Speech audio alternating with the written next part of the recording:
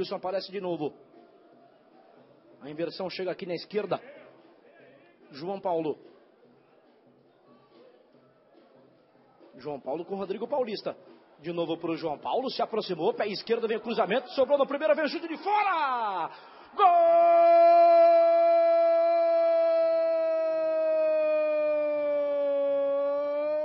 do Guarani.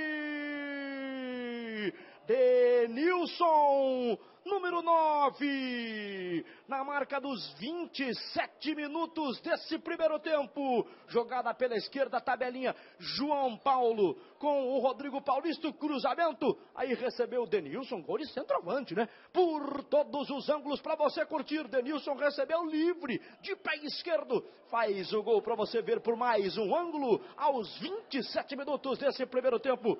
Denilson, 1 para o Guarani, 0 São Caetano. Bem de cabeça ali o Jairo.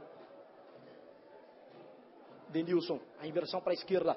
Fabinho chamou, tentativa de chute de fora. Gol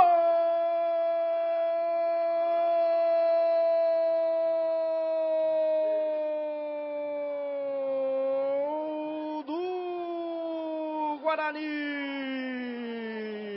Aos 25 minutos desse segundo tempo, os torcedores do Guarani comemoram. Bola de pé em pé. Aí chegou na esquerda o cruzamento. Você vê ali o chute por todos os ângulos para você curtir o gol do time do Guarani. Guarani marca com Luzmar, número 14. 2 para o Guarani, 0 São Caetano. Comemoração, um abraço do Luzmar com o Fabinho. O Guarani vai abrindo 2-0 para o time do São Caetano. Crescimo ou não, já chegamos à marca dos 43, quase 44. Giovani tenta ali a tabelinha, a bola chega para o Kleber. Kleber está na área. Gol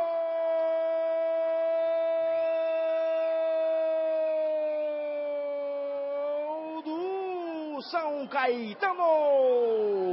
Kleber, número 15, na marca dos 44 minutos desse segundo tempo. Tabelinha rápida, o Kleber chegou na área, ajeitou de cabeça, de pé direito, vencendo o goleiro Emerson. Por todos os ângulos para você curtir o gol do São Caetano, diminuindo aqui no Anacleto Campanella. 2 Guarani, 1 São Caetano.